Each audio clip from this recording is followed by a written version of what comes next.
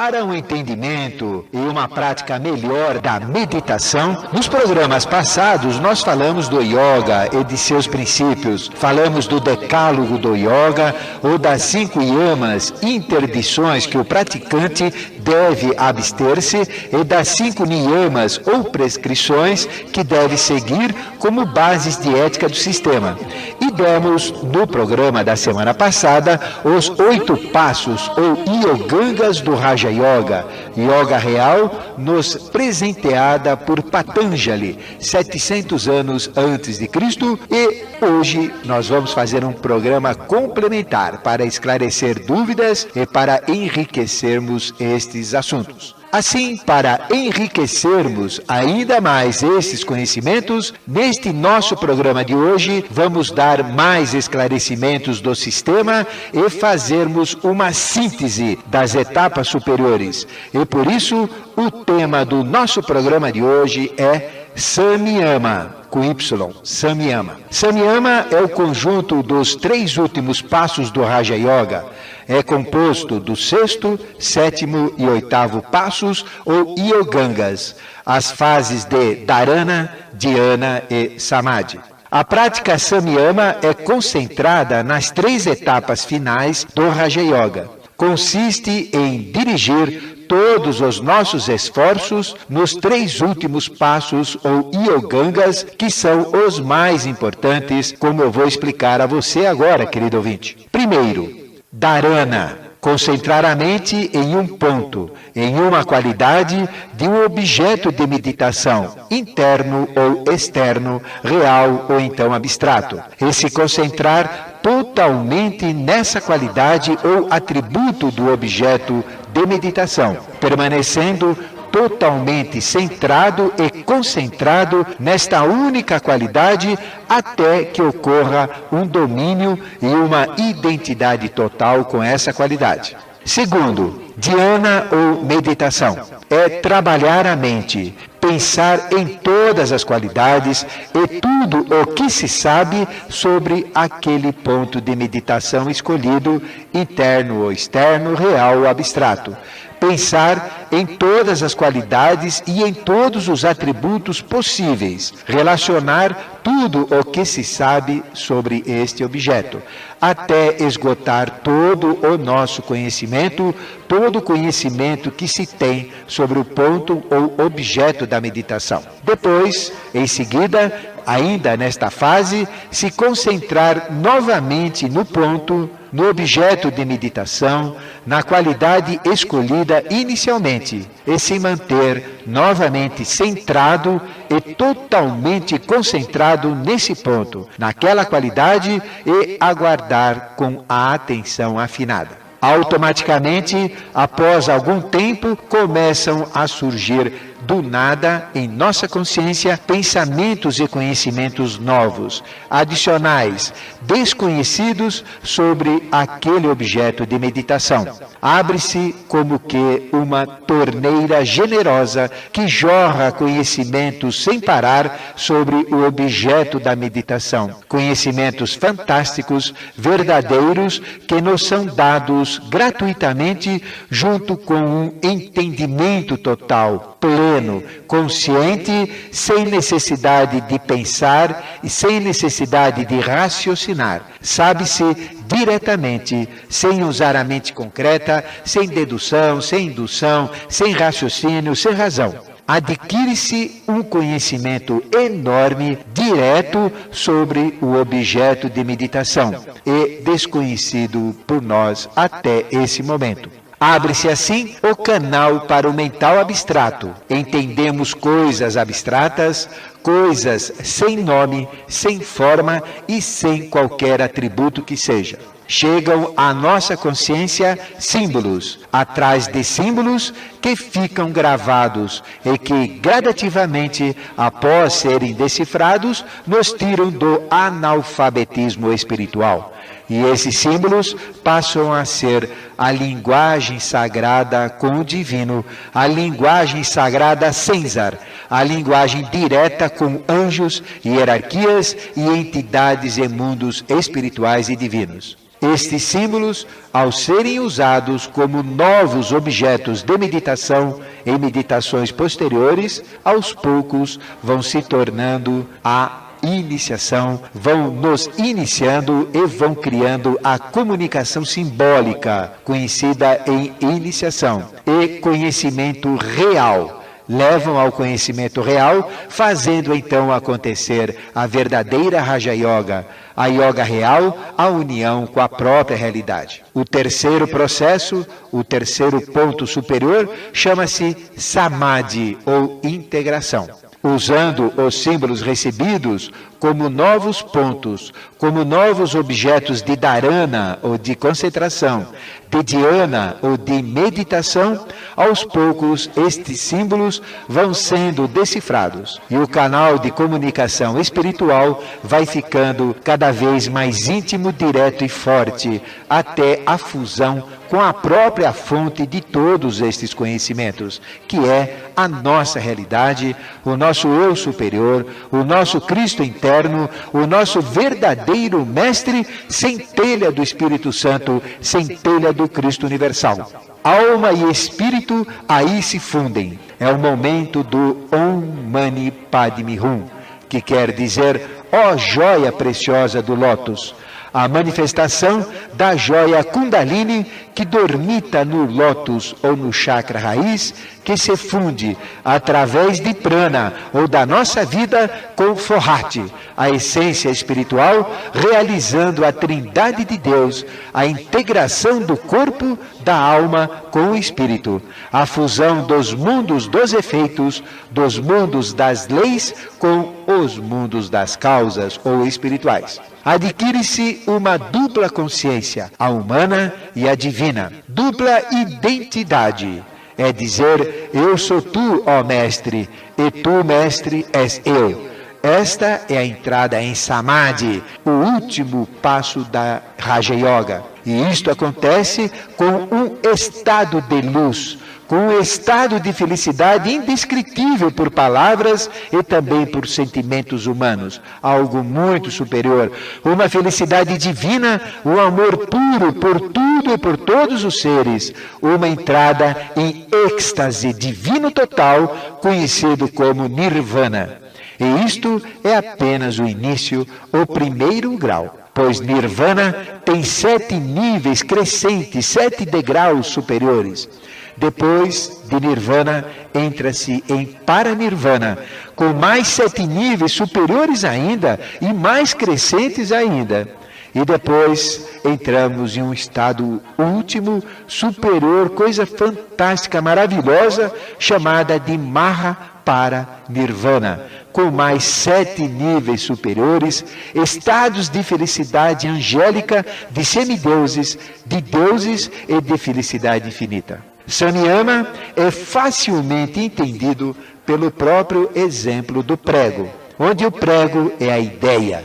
Dharana é centrar o prego, é centrar a ideia, é apontar o prego na parede. Dhyana é trabalhar o prego, é trabalhar a ideia, fazer as relações, é martelar o prego. E Samadhi é deixar o prego pregado na parede, é a própria integração do prego na parede, da mente com a ideia, ambas se fundem. Samyama é o processo maior da meditação. É o meio para a liberação espiritual, onde obtém-se poderes psíquicos, espirituais e estados de êxtase induzidos, que gradativamente conduzem a uma clara, a uma correta percepção de verdades eternas, verdades estas do passado, do presente e do futuro que ainda não aconteceu, tanto dos mundos e dos universos visíveis, como dos mundos e dos universos invisíveis. A meditação cria uma união mística, uma harmonia plena do eu inferior pessoal humano com o eu superior impessoal e divino. A meditação proporciona um domínio completo do corpo mental, da nossa mente, sobre o corpo emocional, emoções, sentimentos, sobre o corpo vital, toda a nossa energia vital, e sobre o corpo físico material. A meditação desenvolve capacidades latentes, desconhecidas por nós e maravilhosas. Aflora dons e potenciais desconhecidos também por nós e nos coloca em uníssono, integrados com o sobrenatural e com as realidades suprassensíveis, permitindo um entendimento global de tudo, de todos os processos evolutivos, integração com todos os reinos da natureza, autoconhecimento, viver em harmonia com tudo e com todos, praticar o que a gente conhece como eubiose, que é a ciência do bem viver. Eubiose ou viver em harmonia total, consigo, com os reinos, com a natureza, com o universo. E se você quiser saber algo sobre qualquer um dos passos de Yama, Niyama, Asana, Pranayama, Pratyahara, Dharana, Dhyana, Samadhi, se você quiser saber como fazer para se concentrar, como que é o processo de Pranayama, como fazer para passar de um estágio para o outro, como despertar tudo isso dentro de você, o endereço é aqui, não é, Viviane? Exatamente. Escreva uma carta pedindo as técnicas para o programa Ocultismo Sem Mistérios. E para participar do programa agora, hoje, querendo tirar as suas dúvidas, participe. Vamos lá então, já temos um ouvinte na linha? Nosso boa tarde para você que hoje participa conosco como primeiro ouvinte do dia. Boa tarde, quem fala? Alô? Quem fala? Maria Eugênia. Como vai, Maria Eugênia? Tudo bem? Vocês também, né? Ótimo, Falo maravilha. daqui do Alto de Santana. Muito bem, Maria Eugênia. Professor Ademar, eu estou emocionada de ouvir tudo isso. E quero um dia viver tudo isso. Professor Ademar, é muito difícil falar com o senhor. E então eu quero perguntar para o senhor a respeito da palavra paz. O que o senhor puder falar um pouco mais a respeito dessa palavra. Eu tenho muita ansiedade de saber o que significa. Bom, o professor Ademar vai responder para você. Ouve pelo rádio a resposta, Maria Eugênia? Ouço sim. Professor, só mais uma coisinha. Deixa eu mandar um abração para os meus amigos de Jundiaí, Pois a não. da Penha e a da Vila Ré e mais a Paula, que não me ocorre o nome agora, mas eu gostaria de saber qual é o segredo que elas têm para conseguir tantas ligações. Ah, certo. Para conseguir falar aqui no programa, né? Um abração a todos eles. Muito obrigada. Um abraço, professor Ademar. Obrigado. A você também. Obrigado.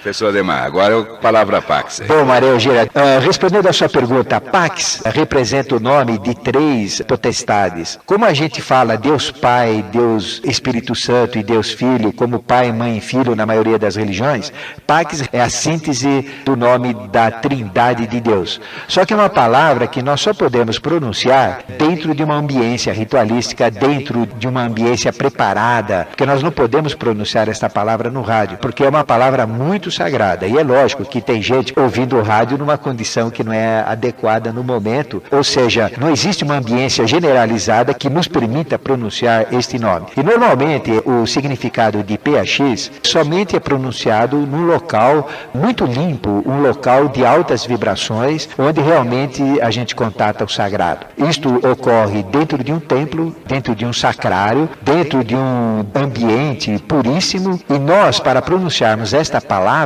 também temos que estar puros, porque todos nós temos um templo vivo, nós somos um templo vivo, é o templo do próprio Espírito Santo. E à medida que a gente pronuncia essa palavra PAX, ou mentaliza a yoga do globo azul, que é o egrégora da obra dos mestres e dos seres das hierarquias espirituais que têm contato com a humanidade, que estão envolvidos com o processo de evolução humana, então mentalizando o globo azul e pronunciando a palavra Pax, não precisa dizer o nome das 3, a gente só diz numa ambiência preparada. Significa isso, eu acho que você entendeu. Mas equivale ao Pax, com X, latino, que quer dizer paz, harmonia. Deus é representado em seu potencial máximo como harmonia. E obiose nada mais é do que expressar este aspecto de Deus, que é viver em harmonia consigo mesmo, com a natureza, com o cosmos, com tudo. Essa é a realidade de obiose. Equivale também a quem segue linhas hinduístas ao Pakshin, ao famoso Pakshin, que tem o mesmo sentido de paz. Tá bom?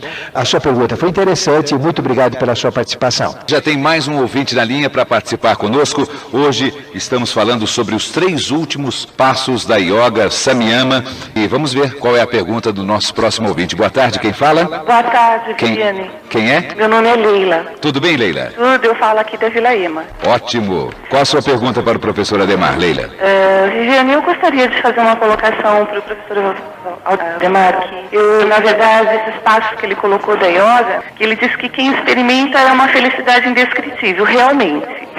Eu já experimento isso. Perfeito. Apesar que eu nunca desenvolvi a yoga, mas talvez de outras vidas, né, Viviane? Pois não. Mas eu gostaria de colocar isso, né? Ah, você então está ligando para um testemunho, é isso? Isso. É isso que se... Então, e também dizer para ele a respeito da iluminação, gostaria que ele complementasse um pouquinho, porque é assim que eu vejo. A iluminação, na verdade, ela não é boa nem ruim, é como fogo. Então, nós é que experimentamos essa medida.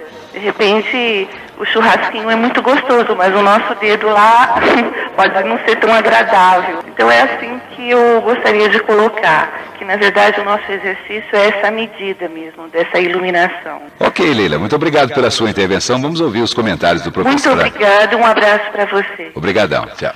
Bom, realmente a iluminação é uma coisa fantástica. O nosso mestre, ele tem ninguém conhece assim em termos mundiais o nome dele, é um nome hermético, é um nome muito fechado. O nome dele é Henrique José de Souza, não é? Que é o mestre fundador do nosso movimento iniciático. E esse mestre, esse senhor assim de uma consciência fantástica, ele tem determinados conhecimentos que ele deixou como um legado de conhecimentos altíssimos para a humanidade.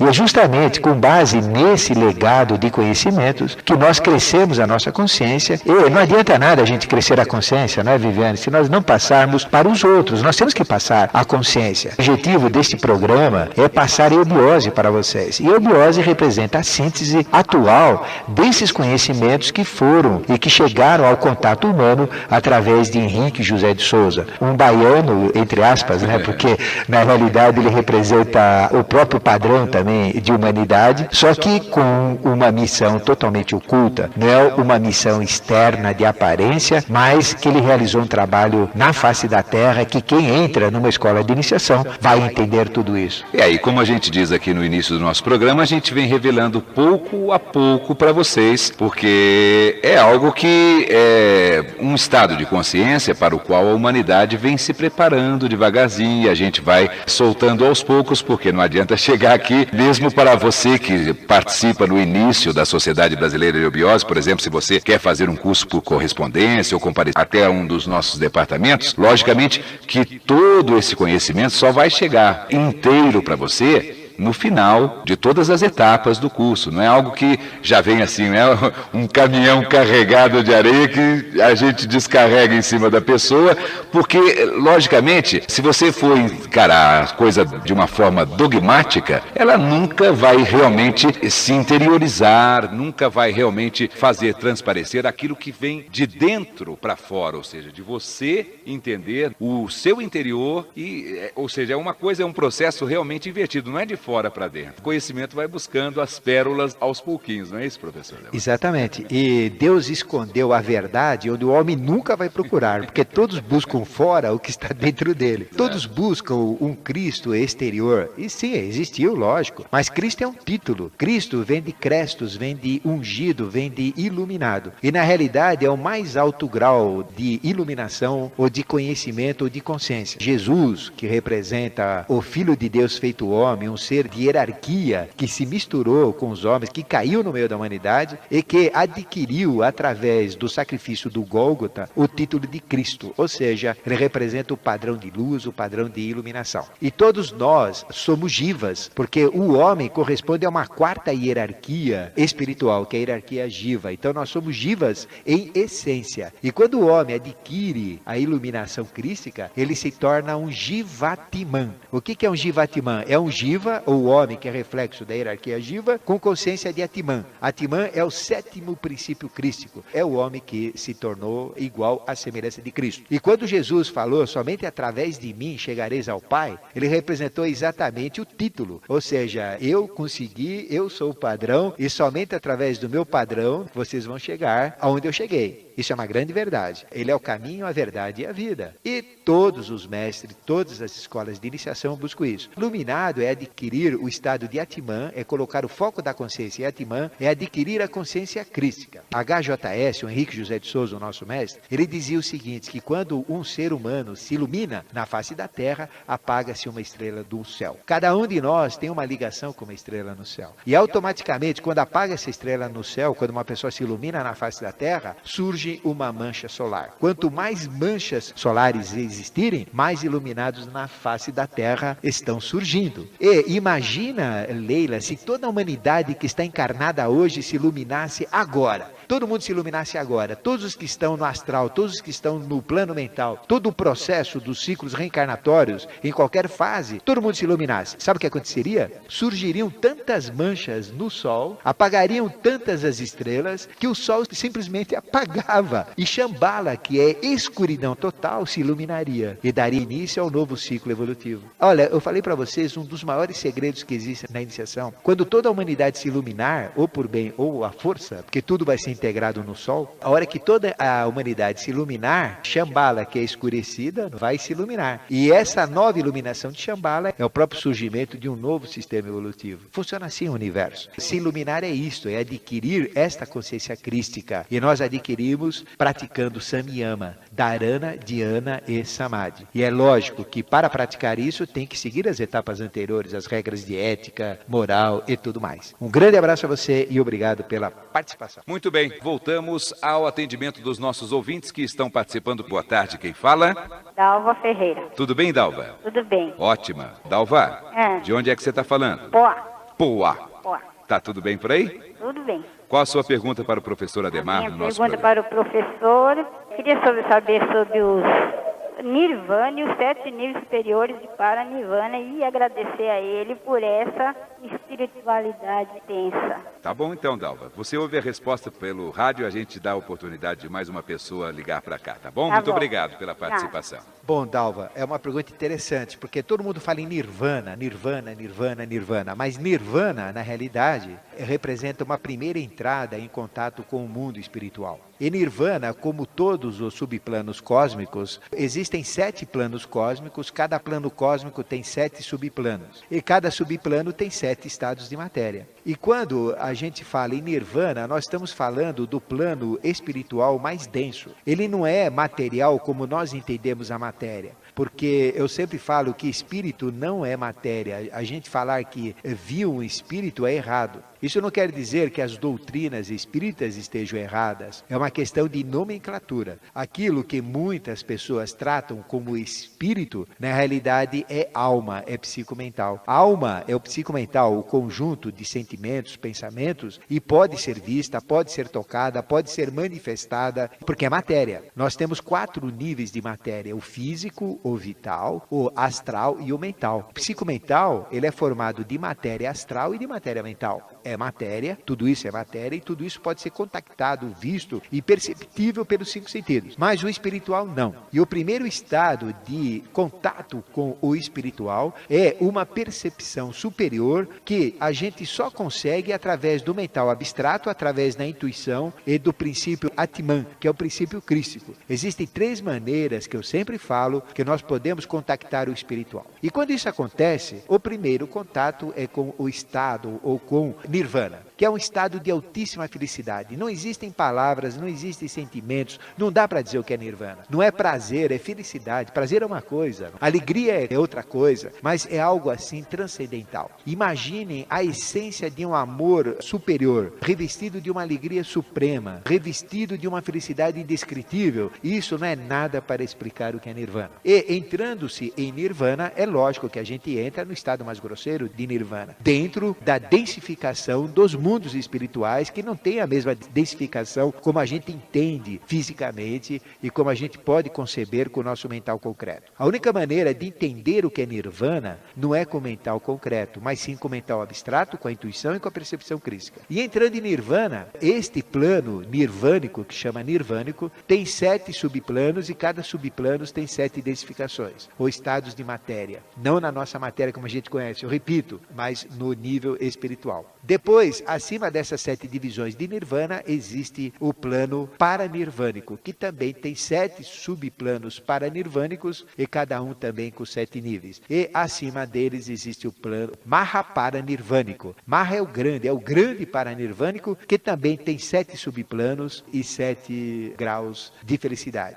E entrar em Nirvana, quando a gente entra no 8º estado, que é o de Samadhi, é entrar na própria felicidade, é entrar na própria existência de Deus, é se iluminar, como nós falamos para a Leila na pergunta anterior. Um grande abraço a você e obrigado pela sua participação. Professor Ademar, existem alguns exercícios que levam a pessoa, exercícios físicos mesmo, que eu me lembro perfeitamente que o próprio professor ministrou quando eu fazia os graus lá na eubiose. Faz tempo. Faz tempo. Mas eu lembrei agora. Explica aquele ponto de concentração, aquelas coisas. Então vamos lá. Existe um exercício que facilita a entrada em Dharana. É o seguinte, você faz um círculo com uma moeda ou então com um compasso, um círculo com caneta azul num papel branco e um círculo de 2 centímetros de diâmetro ou 20 milímetros, 2 centímetros de diâmetro. Um círculo perfeito, sem falha nenhuma, preferencialmente de cor azul. Aí o que a gente faz? Coloca a uma distância de 1,5 palmo ou 30 centímetros este papel sobre uma mesa. A gente senta numa postura de meditação sobre a mesa, olhando este papel. Isso não é superstição, hein? Isso daqui é técnica. Olhe bem. A pessoa procura desenvolver a abstração. O que é abstração? É ter os sentidos funcionando, mas eles passam a não funcionar mais. A gente não vê mais, não ouve mais, não sente o corpo, não sente o tato. Olhando a circunferência de 2 centímetros. Círculo é a parte interna da circunferência. Circunferência é a linha redonda, podemos dizer assim. E círculo é a parte de dentro. A gente o que faz? Procura focar a consciência no círculo, dentro da circunferência. Está claro para você? Circunferência é a linha redonda e círculo é o que está dentro. É aquele espaço delimitado pela circunferência. A gente procura, concentra naquela distância que eu falei, a mente e toda a nossa atenção dentro do círculo, dentro da circunferência. Vai chegar um ponto que a gente está enxergando pelo rabo dos olhos, pelo canto dos olhos, a gente vai enxergar a sala, o relógio, a mesa, etc. Mas se a gente ficar nesse estado de concentração, a gente automaticamente entra em abstração e passa a não enxergar mais nada. De repente a gente só vê o papel, e dentro do papel a gente vai ver somente o círculo. A gente vai ver a circunferência e de repente a circunferência some, e a gente vê só dentro da circunferência. Quando a gente conseguir esse estado, significa que a minha concentração tem a dimensão de 2 centímetros. Aí o que a gente faz? A gente começa a dançar, aumenta, expande a concentração para fora do círculo, a gente já enxerga a circunferência e joga para fora da circunferência. A gente não enxerga a circunferência, só enxerga o papel branco. Aí a gente volta, enxerga a circunferência, concentra mais, enxerga para dentro da circunferência que o círculo. E fica brincando assim, aumenta um pouquinho, enxerga a circunferência, aumenta um pouquinho, enxerga para fora da circunferência no papel. Volta, enxerga a circunferência, entra para dentro e enxerga o círculo. E vai fazendo isso até ter prática. Quando a gente fizer isso, nós temos o poder de concentrar a nossa mente em 2 centímetros. Depois, a gente pode colocar um ponto dentro dela. Eu vou abreviar. Aí coloco um ponto que seria o centro desta circunferência, o centro do círculo. E fazer a mesma coisa até concentrar a mente num ponto. Vai chegar num ponto que a gente vai ver só um ponto. Aí então nós estamos no ponto de Dharana, que é concentrar a mente num ponto. E quando a gente tiver esta capacidade, a gente pensa em alguma coisa como se fosse esse ponto. É o ponto de fixação da meditação. É uma técnica simples, mas funciona.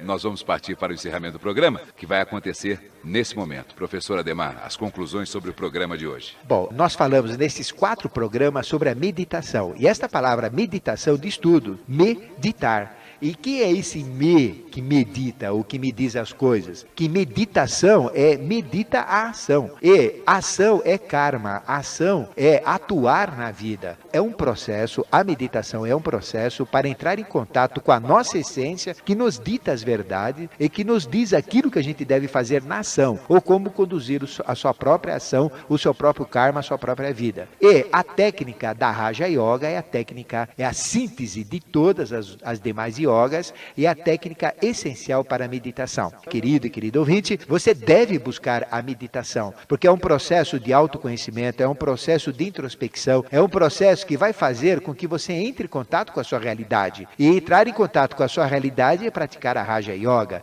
yoga de real de realidade, real de valor e de poder. À medida que nós fazemos isso, nós vamos despertando as nossas capacidades, os dons que nós possuímos em latência e passamos a perceber as grandes verdades da vida. Nós nos tornamos sensitivos. O objetivo da yoga não é fabricar clarividentes, não é fabricar pessoas com poderes superiores, mas sim despertar o potencial que a gente tem e usar este potencial para um crescimento maior, facilitar o encontro com a nossa realidade. E todos nós, buscando a nossa realidade, um dia a encontraremos. E quando a encontraremos, teremos dupla personalidade. Seremos a nossa essência e seremos o resultado da nossa essência. Vai chegar aquele momento que nós vamos ter que tomar uma decisão. E qual é essa decisão? São 3. Eu posso decidir ingressar no reino seguinte, que é o reino angélico. Então, simplesmente, eu entro no reino angélico, que é o 5º sistema de evolução, que vai acontecer o sistema de Vênus. Ou então, eu falo, não, eu não sou nada sem os meus irmãos em evolução. Eu me torno o quê? Um mestre da humanidade e eu fico preso na humanidade. Eu posso escolher também ser um Nirmanakaya, ou um reservatório de consciência, e inspirar aos irmãos em evolução. E por último, eu posso escolher, já que eu posso ser tudo, eu posso ser Deus, pela lei da polaridade eu também posso ser nada. Então eu resolvo, eu quero sumir, quero apagar, não sou mais nada. É um direito que nós temos, só que eu acho que não vale a pena ser isso. Mas tem gente que faz, existem hierarquias que fazem isso, porque o tudo existe simplesmente porque o nada existe. Nada e tudo juntos formam a essência de tudo, que é o próprio Deus. Então ser nada é ser tudo, e ser tudo é ser nada.